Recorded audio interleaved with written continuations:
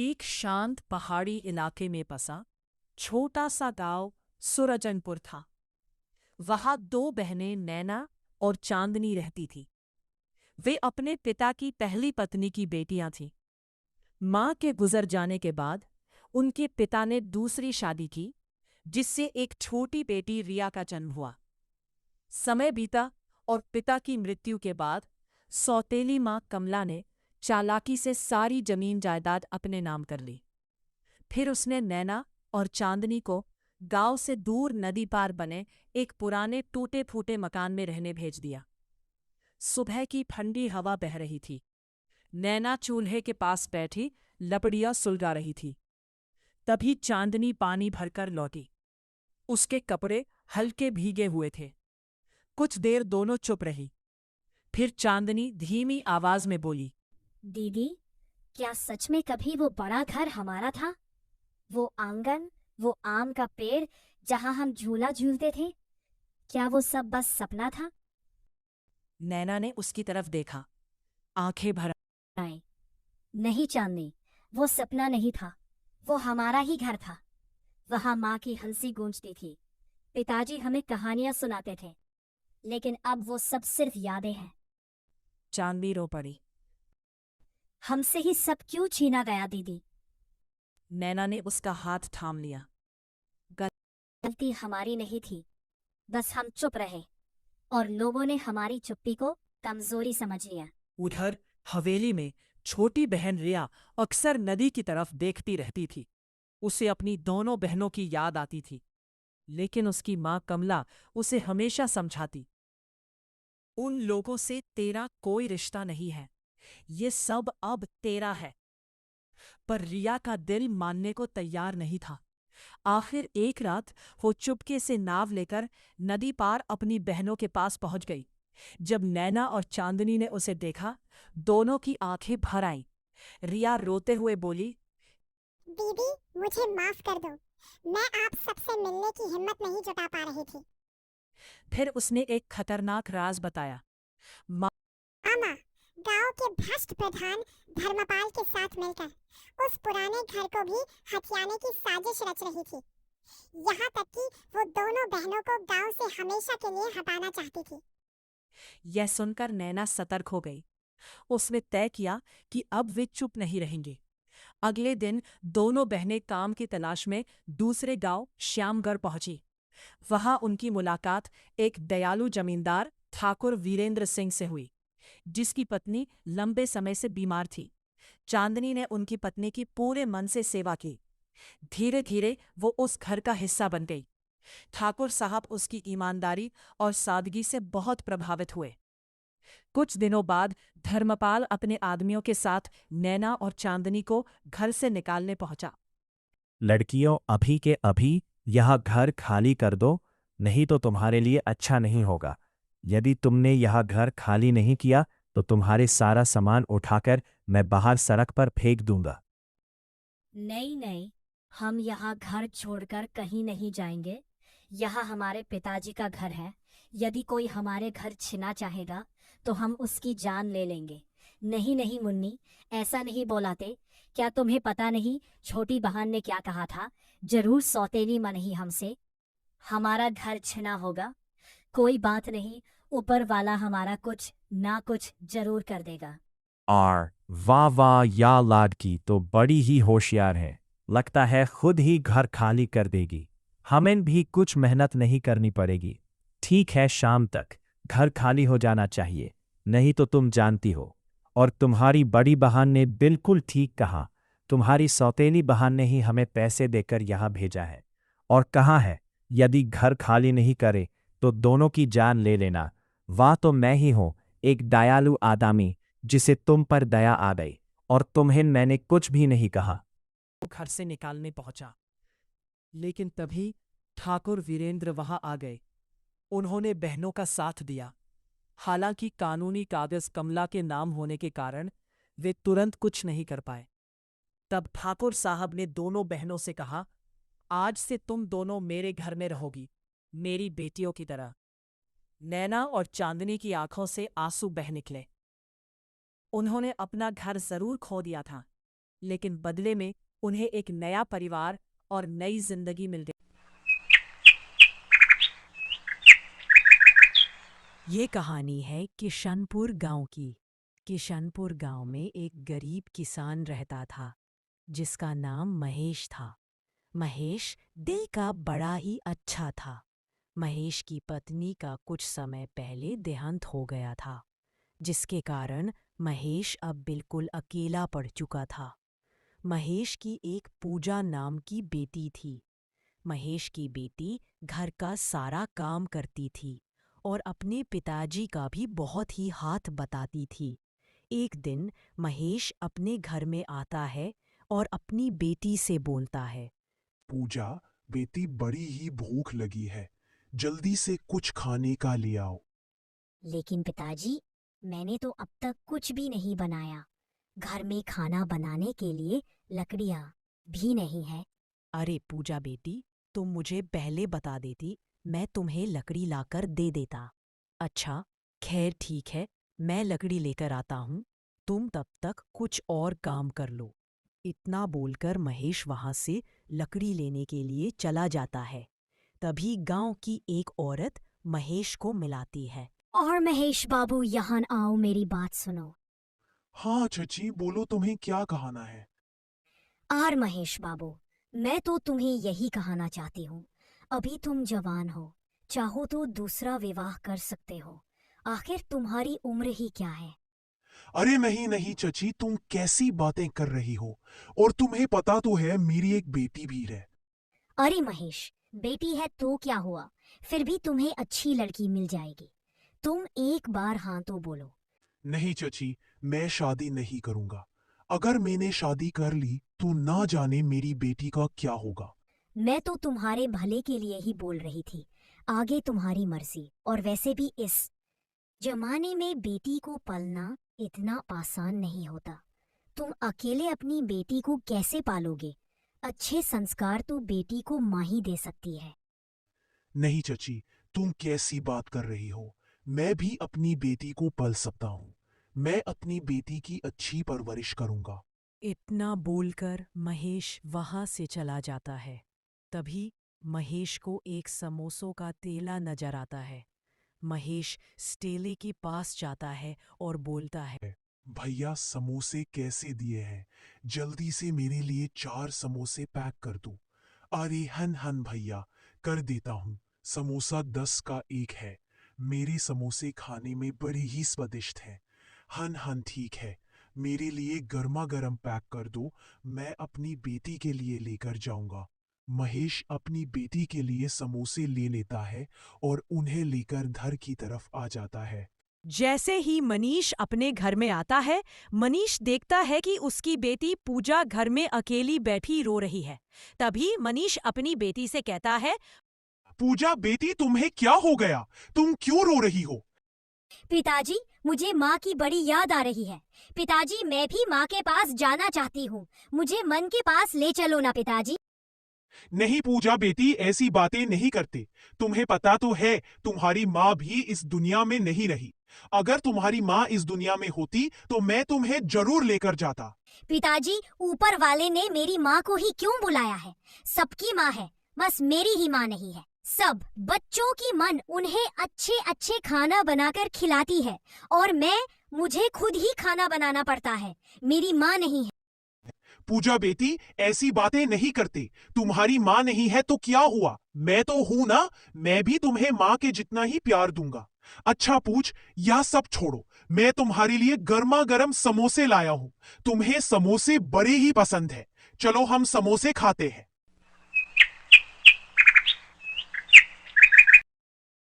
उस गांव के पास ही एक राजा का राजमहल हुआ करता था।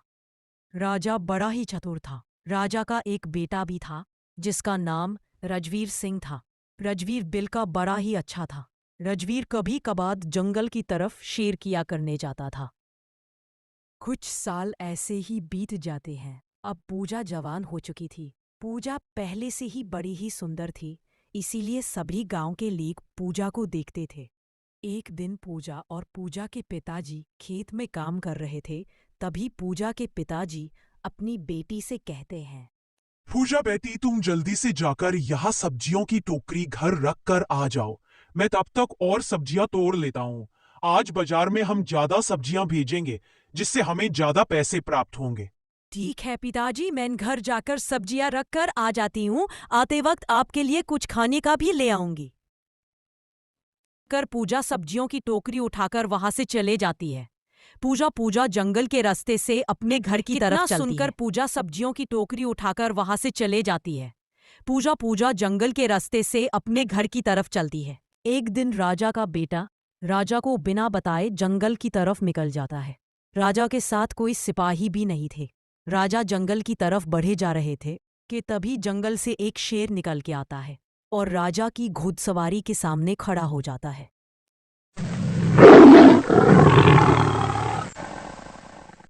तभी पूजा भी वहां आ जाती है। पूजा अपनी सब्जियों की टोकरी नीचे रखती है और वहीं से पास पड़ी एक लकड़ी उठा लेती है और शेर की तरफ चलने लगती है। शेर भी महाराज के ऊपर छलांग लगा देता है। महाराज नीचे गिर जाते हैं। तभी पूजा महाराज को उसे बचा लेती है। लड़की की बहादुरी देख महाराज बड़े ही खुश हो जाते हैं और लड़की से कहते हैं, लड़की, तुम बड़ी ही बहादुर हो। तुमने मेरी जान बचाकर मुझ में पर बहुत बड़ा एहसान किया है। क्या तुम जानती हो मैं कौन हूँ? नहीं, मैं आपको नहीं जानती। मैंने पहले कभी आपको गांव में नहीं देखा। मैं राजा रघुवीर सिंह का इकलौता बेटा हूँ, जिसकी तुमने जान बचाई है। तुम्हें इसका इनाम जरूर दिया जाएगा। वैसे लड़की, तुम कहाँ से आई हो और तुम कौन हो? मैं पास के गांव किशनपुर की लड़की हूँ। मेरे पिताजी एक किसान हैं। मेरे पिताजी ने मुझे सब्जियां कराने के लिए बोला था, लेकिन मैं तो भूल ही गई। अच्छा ठीक है, लेकिन लड़की मेरी बात सुनो। तुझे अपना नाम तो बताकर जाओ। तुम्हारा क्या नाम है? और अगर मैं तुम्हारे घर आना चाहूँ तो कैसे आ सकता हूँ? महाराज, अगर आप हमारा घर आना चाहते हैं तो किशनपुर गांव में पुराने मंदिर के पास ही हमारा घर है। इतना बोलकर पूजा वहां से चले जाती है और महाराज पूजा को देखते ही रहते हैं कि कुछ ही देर बाद महाराज भी वहां से अपने महल की तरफ निकल जाते हैं। उधर महाराज के पिताजी भी महाराज का इंतजार कर रहे थे। महाराज के पिताजी महल के बाहर ही खड़े होकर अपने पुत्र को देख रहे थे। जैसे ही महाराज वहां पर आते हैं तो उनके पिताजी उनसे बुलाते हैं, हम कब से आपका इंतजार कर रहे हैं और तुम हो कि तुम्हारी कोई खबर नहीं। क्या हम तुमसे पूछ सकते हैं कि आप अकेले कहाँ गए थे? महाराज अपने घुड़सवारी से उतरते हैं और महाराज को जवाब देने लगते हैं। हाँ पिताजी, मैं शिकार के लिए जंगल गया था कि तभी मेरे साथ एक हादसा हो जाता। हाय, एक शेर मुझ में पर झपटने लगता है और मुझे घायल कर देता है। तभी महाराज की माता बिल्कुल परेशान हो जाती है और घबराकर बुलाती है, तुम्हें कहीं चोट तो नहीं? तुम सुरक्षित तो हो ना? हाँ माँ, मैं बिल्कुल ठीक हूँ। तुम फिक्रा मत करो। गांव की एक लड़की ने मेरी जान बचाई। उसने मुझे शेर से बचाया। क्या क्या कहा तुमने? एक लड़की ने तुम्हारी जान बचाई? कौन थी वह बहादुर लड़की? उस लड़की को हमारे पास लाया जाए। हम उसे लड़की को इनाम देना चाहते हैं।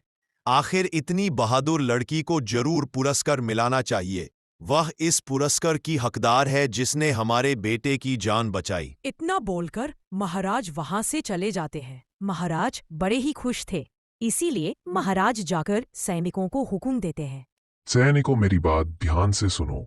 पास के किशानपुर गांव में एक पुराने मंदिर के पास गरीब किसान रहता है जिसकी बेटी का नाम पूजा है।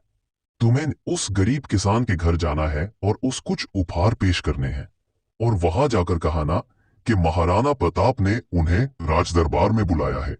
महाराज, पूजा लड़की से बड़ी ही खुश है। उसने हमारे बेटे की जान बचाई है। अब बदले में वह लड़की जो हमसे मांगेगी, हम वह देने के लिए तैयार है। तुम जाकर जल्दी से उस लड़की को हमारे सामने पेश करो। ठीक है महाराज, जैसे आपकी आज्ञा। मैं अभी जाता हूँ और उसके पिताजी को भी लेकर आता हूँ। आप निश्चिंत रहे महाराज, मैं जल्द से जल्द उन्हें आपके सामने प्रस्तुत करने की कोशिश करूंगा। इतना बोलकर सैनिक वहां से चला जाता है। सैनिक हाथों में उपहार की थाली लिए हुए किशानपुर गांव की तरफ बढ़ता जाता है। जाते हुए सैनिक एक बुढ़िया से पूछता है। माँ जी, यहाँ पर महेश का घर कौन सा है? मुझे महेश के घर का पता बता सकती हैं आप? हाँ हाँ बता तो दूंगी, लेकिन तुम्हें मैसेज क्या काम है यह तो बताओ। कुछ नहीं मान जी, महाराज रघुवीर सिंह राय ने महेश की बेटी को महाल में बुलाया है। महेश की पूजा को महाराज ने बुलाया है। ऐसा क्या काम आन पड़ा है महाराज को जो उसे पूजा को बुलाया है? पता नहीं मान जी, इस बारे में तो महाराज को ही पता होगा। आप मुझे इतना बता दीजिए कि महेश का घर कौन सा है। हाँ हाँ बताती हूँ, सामने मंदिर के पास वाला ही महेश का घर है। इतना सुनकर सैनिक वहां से चल देता है। हो ना हो जरूर इस महेश की बेटी पूजा ने ही कुछ गुल खिलाए होंगे, तभी महाराज ने महल में बुलाया है। ऐसे ही महाराज किसी को महल में नहीं बुलाते। अच्छा है, मैं तो पहले ही कहती थी, महेश शादी कर ले, नहीं तो एक दिन तेरी बेटी कुछ ऐसा ही गुल खिलाएगी। क्या कह सकते हैं, जब महेश ने मेरी बात ही नहीं सुनी, अब खुद भुगतेगा। इतना बोलकर बुढ़िया वहां से चली जाती है। उधर सैनिक भी महेश के घर के पास पहुंच जाता है और महेश के घर जाकर दस्तक देता है। आवाज सुनकर पूजा के पिताजी घर से बाहर निकाल कर आते हैं और उसे सैनिक से बोलने लगते हैं। कहिए, आपको क्या काम था? कुछ नहीं महेश, मुझे महाराज राजा रघुवीर सिंह राय ने भेजा है। राजा रघुवीर सिंह ने आपकी बेटी पूजा को महाल में उपस्थित होने के लिए बोला है। आप दोनों अभी मेरे साथ राजमहल चले। महाराज को आपसे अभी और ऐसे ही वक्त मिलाना है। लेकिन महाराज ने मुझे किस लिए बुलाया है? मेरी बेटी से ऐसी कौन सी गलती हो गई जो महाराज ने मुझे अभी बुलाया है? इस बात का मुझे नहीं पता महेश। बस तुम मेरे साथ चलो, या महाराज का हुक्म है और महाराज ने तुम्हारे लिए कुछ भेंट भी भेजी है, या भेद स्वीकार करो और मेरे साथ चलो। इतना सुनकर महेश अपनी बेटी के साथ राजमहल में चलने के लिए तैयार हो जाता है।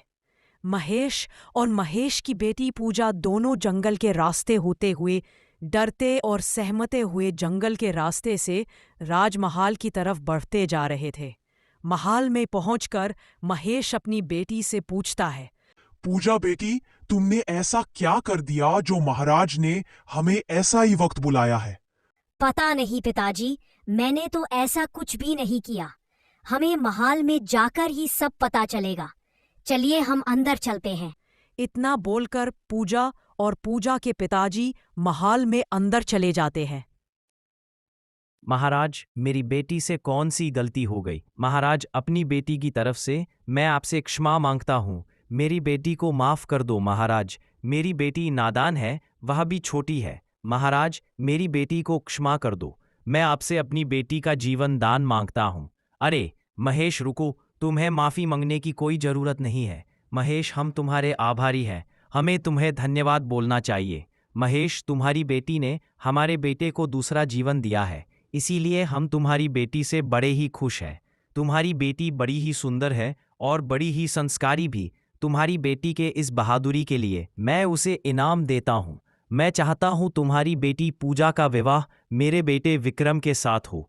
तुम्हारी बेटी अगर मेरे बेटे से विवाह करेगी तो हर मुसीबत में मेरे बेटे का साथ निभाएगी और मेरे बेटे के साथ हर मुश्किल में खड़ी रहेगी। इसीलिए तुम अपनी बेटी का विवाह मेरे बेटे से कर दो। इतना सुनकर सब बड़े ही खुश हो जाते हैं। महेश भी अपने बेटी की शादी करने के लिए तैयार हो जाता है। सारे महल के दरवाजे भी तैयारी में लग जाते हैं और पूजा भी शादी के लिए तैयार हो जाती है। पूजा भी शादी के लिए काफ़ी खुश थी। वीडियो अच्छी लगी हो तो लाइक और सब्सक्राइब करें और अपना नाम कमेंट में ज़रूर बताएं। अगले वीडियो में आपका नाम बोला जाएगा।